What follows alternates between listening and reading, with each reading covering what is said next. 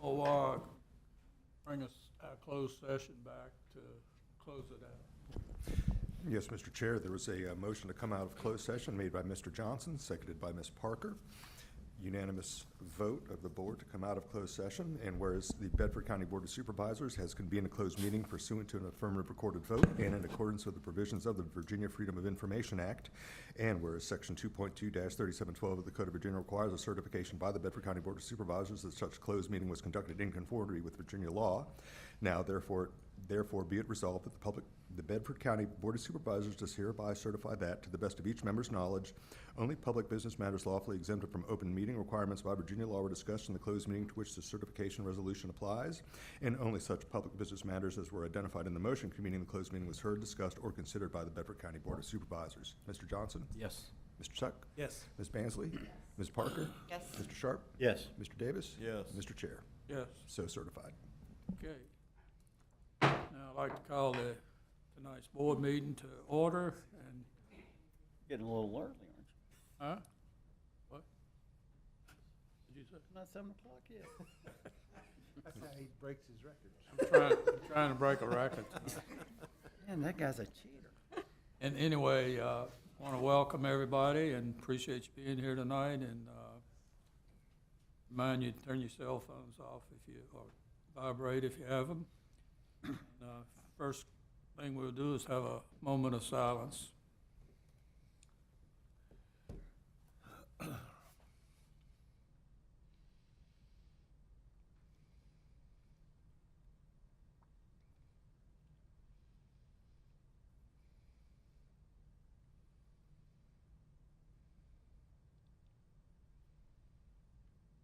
Okay, thank you. Would you stand for the Pledge of Allegiance? Only half a moment.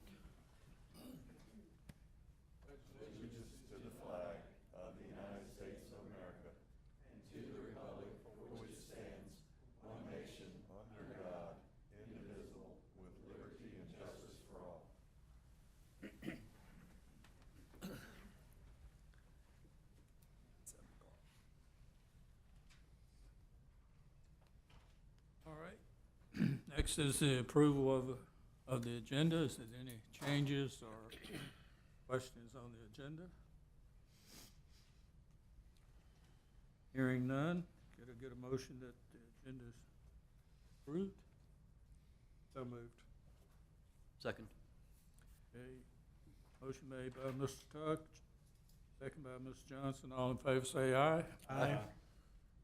Next, we have a citizens' comment period. I don't have anyone signed up, but if you would like to speak tonight on the citizens' comment period, now's the time. Anyone? Okay, I close the citizen comment period. Next, we have a consent agenda. Mr. Hiss. Okay.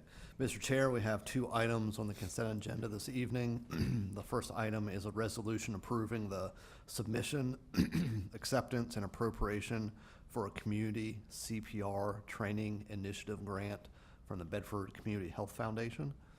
And item B is a resolution approving an agreement with Saunders Volunteer Fire Company to finance a purchase of a pumper truck. Any questions on the consent agenda? Mr. Chair, I'd move for the adoption of the consent agenda as presented. Do I have a second? Second. Mr. Tuck made the motion, Mrs. Parker made the second. Be a roll call vote. Mrs. Parker? Yes. Mr. Johnson? Yes. Yes. Mr. Tuck? Yes. Mrs. Bainley? Yes. Sharp? Yes. Mr. Davis? Yes. Chair votes yes. Next, we have approval of the minutes. Any questions, corrections? I move we approve the minute, All right, motion by Mrs. Bainsley, Second. second by Mr. Tuck. All in favor say aye. Aye. Next, we have a public hearing presentation, proclamation of Fire Prevention Week.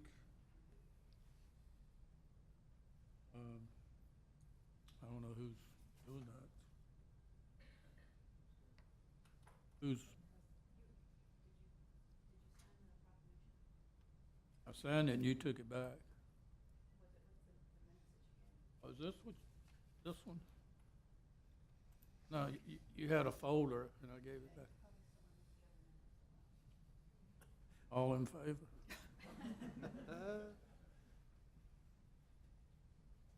It's like Tommy's reading this one. No, I think, Who's your time? Even shorter this. Look, Moment of this- silence. this is very uncalled for. Unprofessional. We're clawing back at 60 seconds. You started early. The clock has stopped.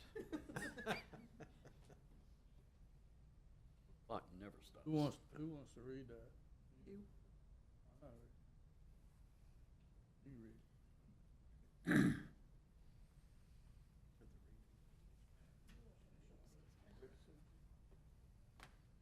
We'll let Edgar read it. All right.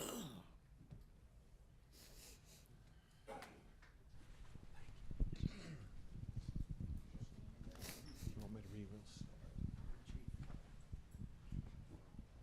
All right. There's a good crowd here. Get out of this. All right. Well, it's a privilege to have you folks here tonight, and I'll read this proclamation out in recognition of Fire Prevention Week, which is October 5th through the 11th. Whereas the Bedford County Board of Supervisors is committed to ensuring the safety and security of all those living in and visiting Bedford County, and whereas fire remains a serious public safety concern both locally and nationally, and the presence of lithium-ion batteries in many household devices introduces unique fire risk, and whereas most of the electronics used in homes daily, including smartphones, tablets, laptops, power tools, e-bikes, e-scooters, and toys, are powered by lithium-ion batteries, which, if misused, damaged, or improperly charged, can overheat, start a fire, or explode. And whereas the National Fire Protection Association reports an increase in battery-related fires, underscoring the need for public education on the safe use of lithium-ion batteries. And whereas residents should follow three key calls to action: buy only listed products, charge batteries safely, and recycle them responsibly to prevent battery-related fires. Who wrote this? Whereas lithium-ion batteries store a large amount of energy in a small space, and improper use such as overcharging, using off-brand chargers without safety certification, or exposing batteries to damage can result in fire or explosion. And whereas the proper disposal and recycling of lithium-ion batteries help prevent environmental hazards and reduce fire risk in the home and community. And whereas Bedford County Department of Fire and Rescue first responders are dedicated to reducing the occurrence of fires through prevention, safety education, and community outreach. And whereas the 2025 Fire Prevention Week theme, Charge into Fire Safety, Lithium-Ion Batteries in Your Home, serves to remind us of the importance of using, charging, and recycling lithium-ion batteries safely to reduce the risk of fires in homes and communities. Therefore, be it proclaimed that the Bedford County Board of Supervisors does hereby proclaim October 5th through the 11th, 2025 as Fire Prevention Week throughout Bedford County. We appreciate your service. Thank you, sir.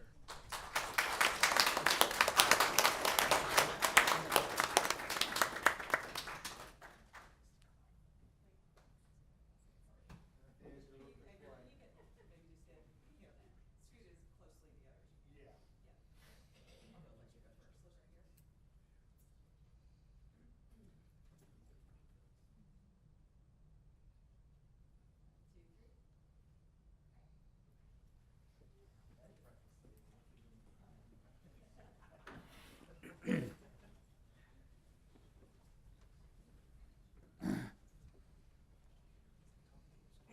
job.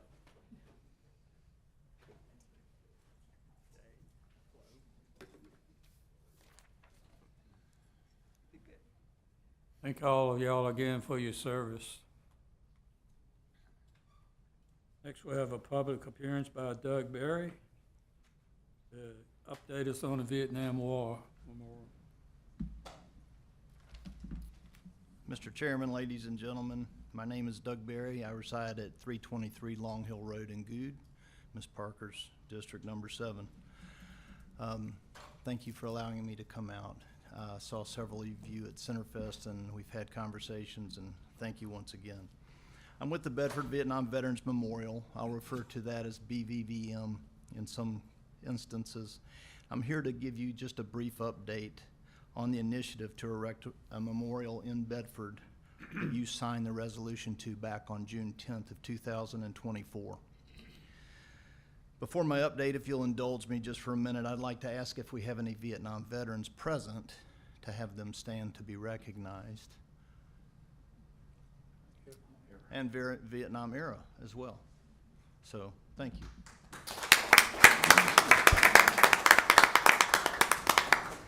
I personally would like to thank you for your service and welcome you home. Thank you. To refresh your memory, in 2007, there was a Vietnam veteran who had a vision of a memorial to honor the men from Bedford County who died in Vietnam. And they wanted that memorial placed in Bedford. At that time, the vision was sound, the plan was sound, but it failed to gain the support of the community. In June of 2024, the same veteran and another Vietnam veteran gathered many others in Bedford who were veterans and had stories among the veterans to discuss a feasibility plan, and that was, can we make this happen now after all these years? The board was there formed. The design of the memorial and the location of the memorial placement was our largest challenge. The board involved and sought approval for the space in front of the courthouse to place the memorial. This body approved the placement of the memorial. Additionally, Mr. Hess, Judge Updike, and our BVVM chairman, Mr. Mickey Johnson, signed an MOA to solidify this memorial placement. The town nor the county has been asked for any money or funding towards this memorial effort. The board conducted a mailing campaign September 1 year ago. By the 1st of December, we had raised the capital to purchase in full the memorial. We've also made provisions financially to have funds available to care for the maintenance tails for many years to come. The Bedford Vietnam Veterans Memorial partnered with our local American Legion Post 54, and through a ratified memorandum of agreement, Post 54 is our fiduciary agent, making all donations tax-free for our donors. You've seen artist renditions of the memorial, so I won't go into the detail of the design. What's noteworthy is to know that this memorial will be quite impressive, as its dimensions are 4 feet in depth, 12 feet in width, and approximately 9 feet in height. Our intentions are that this memorial will invoke an emotion, a visceral reaction, creating a connection to honor and to remember the sacrifices of our Vietnam and Vietnam-era veterans. To the members of the Board of Supervisors and County Administration, thank you.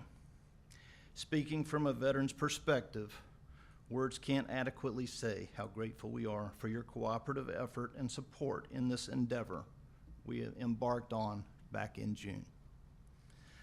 I hope this brief update provides an understanding of the amount of effort given in recognizing our Vietnam veterans who served, died, and those that did not return home. It's with great pleasure that I announce this, no weather permitting. We will break ground this week for this memorial. Our dedication date is November 22nd, 2025 at 11 a.m. The keynote speaker for this event is Virginia Secretary of Veterans and Defense Affairs, the Honorable Craig Crenshaw. The BVVM Dedication Committee is currently coordinating and has commitments from state and federal legislators and representatives as well. We did send invitations to the board. I know you received a reminder in the past 10 days or so. I've been assured of that. And I know that 3 of you have made a commitment to attend. I hope that you all will be able to attend this historic event. This is an open event, which means it's open to the public. This is a rain or shine event. We will have reserved seating for our distinguished guest. And for those of you that have not made the commitment, please reach out to me personally. Mickey has my information, or I'll make sure before I leave tonight I give you a card so that you can call me. In closing, the Bedford Vietnam Veterans Memorial Board thanks you for your generosity and the opportunity to come here tonight to share this with you. Subject to your questions, that's really all I have. Ask questions, please. Any questions? Thank you again. I can't, in our short period, and you know, in the scheme of things, 1 year is not a long time. And the effort that the team has put into this between the county and the town, we can't say enough about how cooperative everyone has been. The praise is extremely high, and I think this will pay high dividends, and mostly, of course, the sole purpose is to recognize our Vietnam veterans and welcome them home appropriately, and while recognizing the 14 men from Bedford who gave their life in Vietnam. So, yes, sir. Oh, Thank you. quite welcome. Thank you.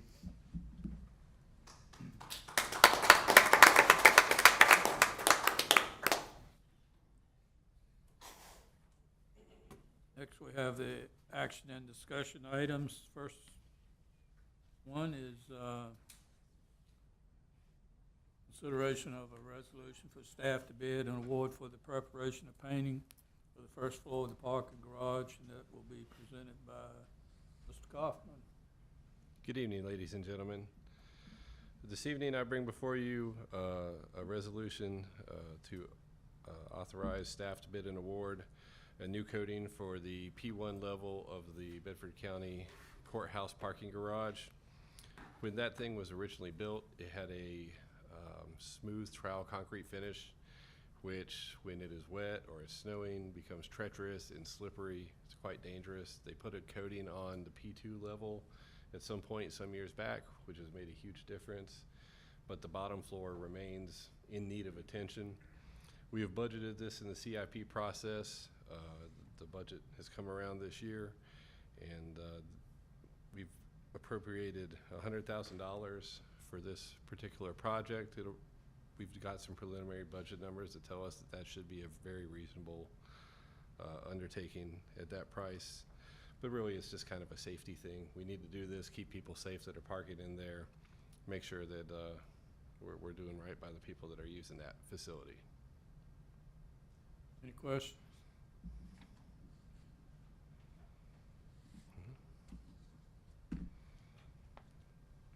Can I get a motion? Mr. Chair, if there's no further discussion, I would move that we approve Resolution 092325-02. Second it. A motion by Mr. Davis, a second by Ms. Parker. Mr. Davis? Yes. Mr. Sharp? Yes. Ms. Parker? Yes. Ms. Bainsley? Yes. Mr. Tuck? Yes. Mr. Johnson? Yes. Chair votes yes. Next, we have a consideration to authorize the county administrator to execute a contract for the installation of all field lights at Bedford Avenue Park, and that'll be presented by Mr. Saunders.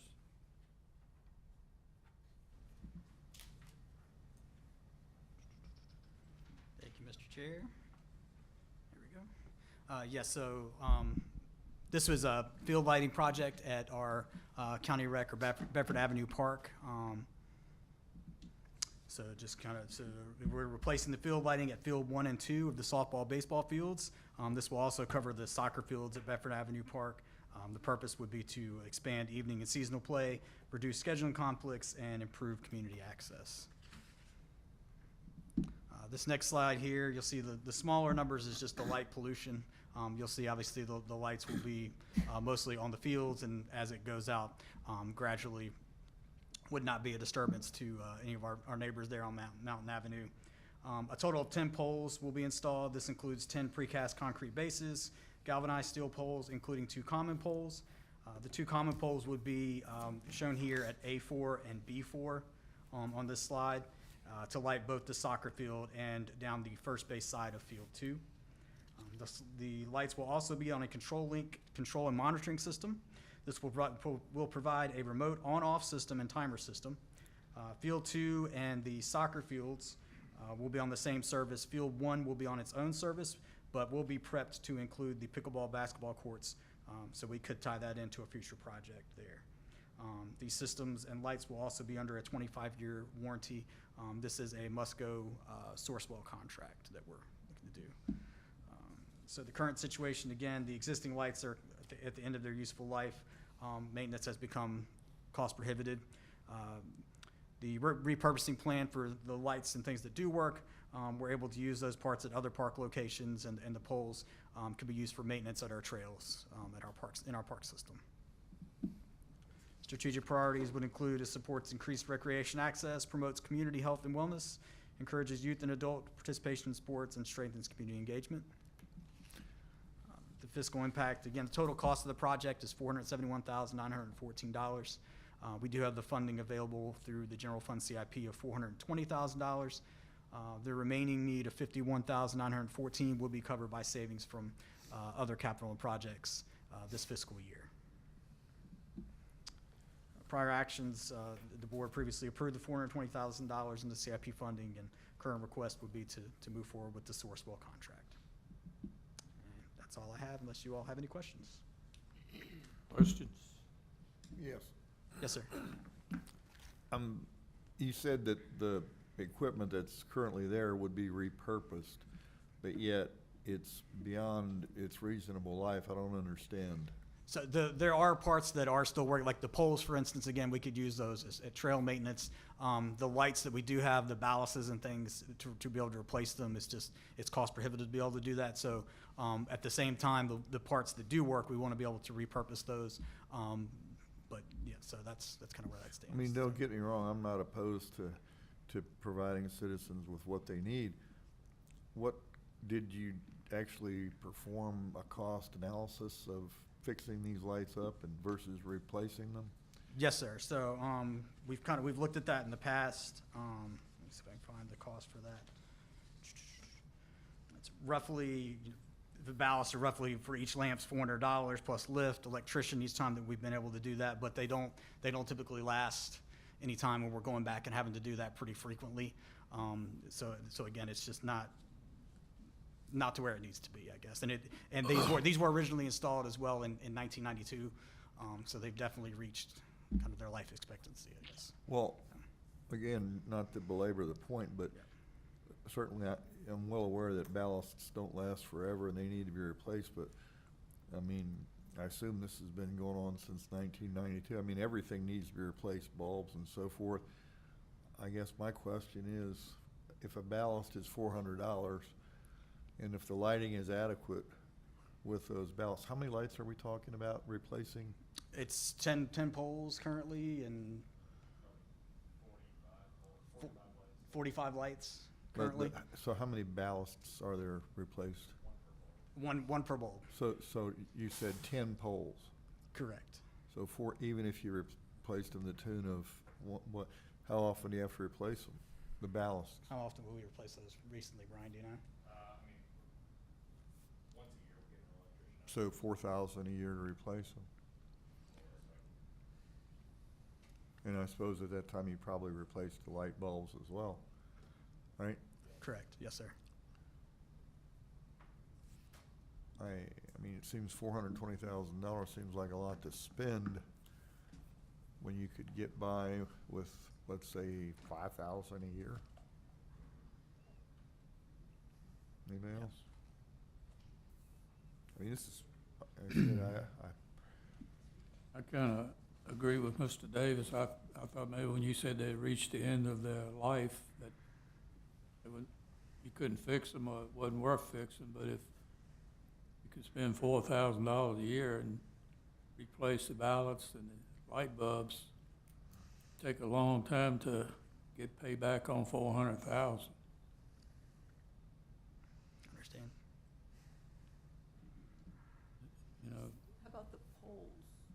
they're going to use the pole somewhere else. So yeah, if the they could- poles were gonna be Yes. taken down and Yeah. moved to another location and repurposed. Correct. Which, Are if, they if, gonna- it'd be cheaper to leave them standing. Sorry, Ms. Bansley. Are they gonna repurpose them for lights, or are they gonna repurpose them on the trail? They could be used for lights, or they could be trail maintenance and those kinds of things. We do have uses for those at the trails as well, so. Is there any serious, like, in other words, as long as those lights are working, is there any safety issues or any useful issues for the folks that are currently using the park? I mean, with the safety issues, they currently kind of go on and off occasionally during games. So I mean, But again, if they're repaired and maintained and so forth, they don't do that. I mean, everybody in this room is familiar with fluorescent lights, I know I am, because that's really what they are, is correct? yeah, Brian, yeah. we're You not- probably know more about it than I do. John, you probably know more about anybody here. Good evening. So yeah, those are 1,500 watt metal halides, and each bulb is about $80 to $90 a piece. And from Musco, the ballasts themselves are about $400. But I've also been told they're going to stop making ballast just because everything is going LED. So the loss of power. I mean, we have a whole pole on field 2 right now that doesn't even work. So we can't play any night games back there. They can barely practice back there. So that's Well, why can't you, I mean, if you can't use the field because you don't have lights, but yet the ballasts and the light bulbs are available, why would folks not have use to a county facility in the event that the products that they need to operate are available? In other words, just because when a light bulb goes out, you change it, or when a ballast goes bad, you replace it, right? correct. But So why wasn't it done in this case? because we lost whole poles at once. That's the problem. And like, Lost whole poles. the whole pole on the third base side on field 2 is out. So that field just rendered useless for night games, night practices. So it's that's a safety issue. So I'm just trying to understand, so you're saying that on that pole, you can't replace the ballast or the lights, is that right? I mean, we could, but at that point, I would probably go ahead and relamp and reballast almost everything out there. Having the lift, having the electrician, it just becomes a larger cost. Well, I rent lifts periodically, and they ain't that expensive, but They're 70 foot poles. Yeah. And you asked about repurposing the poles. We can't. Musco won't retrofit LED lights onto wooden poles either. It's a safety thing.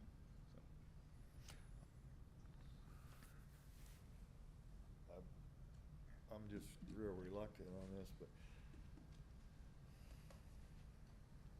Do you have a date of when they're gonna stop making these lights? I know we've done this in our parking lots and stuff that we own, that we've started switching the lights. But I've heard this before in other buildings. Do we know when they're gonna stop making these products? I don't think we've, found that out. I mean, for, I'd sure like to have a definite answer on Ms. Bansley's question before we vote to spend $420,000. And again, I mean, if you've got a light fixture that's not working and people can't use something because the light fixture's not working, just because you gotta rent a lift to do it, I mean, rent the lift, fix the lights, that's a whole lot cheaper than spending $420,000. I mean, you don't burn the house down because one room needs remodeling. Understand? I can try to find that answer out for you, so. Okay. I would like, I mean, when you said $4,000 a year to fix things, that kind of threw up a red flag to me. That was just the ballast, and it says, how many lights did you say it was? 40. But they don't So all go that's, bad at once. he said those close to $100 a piece. So now you're starting to get about, 10,000 a year. about 10K a year, But the bulbs don't plus all go bad at labor, once. plus rental of the equipment.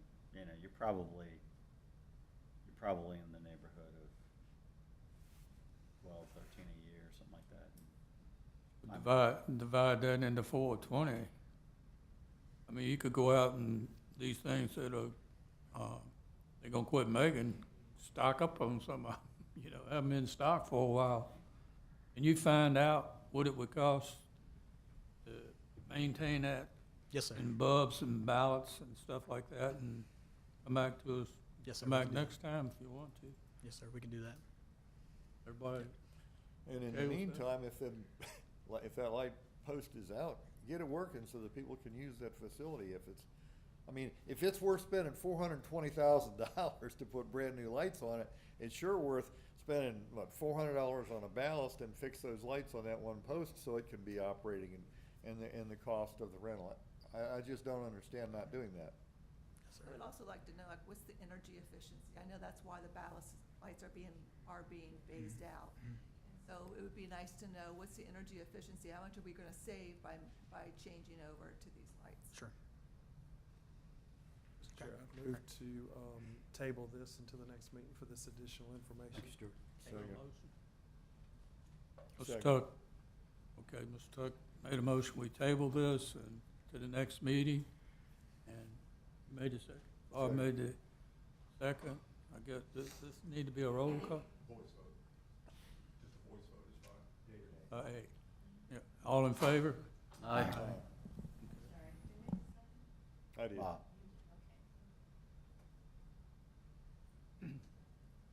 Let's see.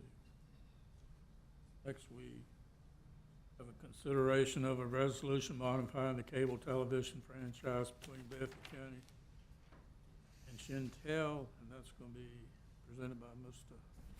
Kelly. Thank you, Mr. Chair. The county has an existing franchise agreement with Shentel dating back to 2011. Not to get too far into the weeds, but under Virginia law, if you offer pre-programmed cable service, for lack of a better word, you do need to have a franchise in the county. But as part of Shentel's broadband build-out, there are a couple areas that are actually going to be built out by one of Shentel's affiliates or subsidiaries. Glow Fiber would be the most notable one on the eastern side of the county. So what Shentel is requesting is a modification to their existing franchise that allows them for their own affiliates to perform some of the work under that franchise. All other terms of the franchise would remain the same.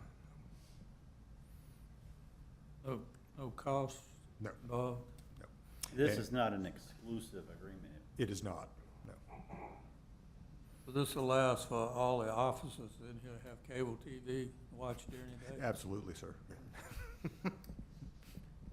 No thanks. I do believe Mr. Stuart French with Shentel is here if you have specific questions. So. Anybody have any questions? So it doesn't tie us into something that we would regret later. Does not on obligate us to use Shentel over anyone else. In no. case somebody didn't perform or something. Any other question? Get a motion? I'll make a motion to approve it. Mr. Sharp made the motion. Second. Mr. Sharp, Yes. Mr. Davis, Yes. Ms. Parker, Yes. Ms. Bainsley, Yes. Tuck. Yes. Mr. Johnson. Yes. Chair votes yes, motion carries. Thank you, Mr. Chair. All right, next we have board committee reports. We don't have any of that. Board comments, none of that. Mr. Chair, I don't have a comment. I don't have a comment. Mr. Hiss, I don't have anything, but I wanted to ask DW to provide a brief update on some of the work at the landfill. Thank you, Mr. Hiss. So we recently submitted to DEQ to get a permit to fix the overfill problem and close the current cell. DEQ is requiring that before we can move forward with the new cell. So we got with our consultant, Snovel Engineering, to submit all the required paperwork and documents. After many meetings and talking back and forth with DEQ, answering a lot of questions, we did not expect to get an answer on that permit till next year, but we got it approved several weeks ago. So part of that approval is that we have to do so with the part we're in now is we have to do a public notice to inform the public. So we ran an ad in the paper Friday.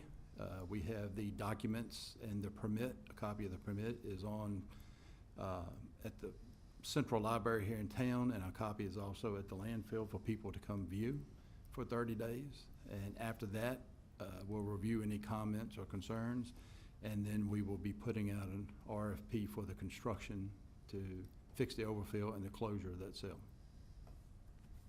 while you're at it, could you everybody watching there and kind of give an update on the animal shelter? Sure.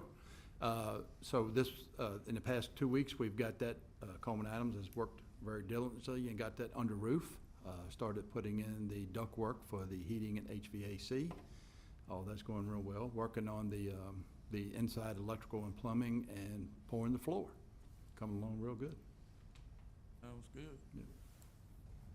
Back to Mr. Hitt. Yeah, the only piggyback on what DW said is before we put the project out the bid, I think it'd be good to have a check-in with the Public Works Committee at least to see what the plans are and have the engineering team come in and show what that's all about and maybe have a brief work session with the board just to make sure everybody knows what's going out for procurement, because it will be a fairly expensive bid process. So just but that'll be in the near future.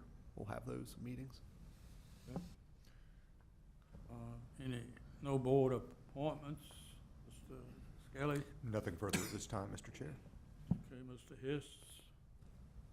Remind us. The only thing is that we'll our next meeting is October 14th, and that work session will actually be a joint meeting with the Economic Development Authority. We'll have that annual meeting, and that's all I have, Mr. Chair. All righty. Downstairs? Yeah, it'll be on our first floor. Yes. Anybody want to, Eggers killing time, anybody want to make a motion? Y'all be relieved to know Bedford is still Bedford. They voted it down. Did they? Yeah. I make a motion, we adjourn. Second. All in favor? Aye.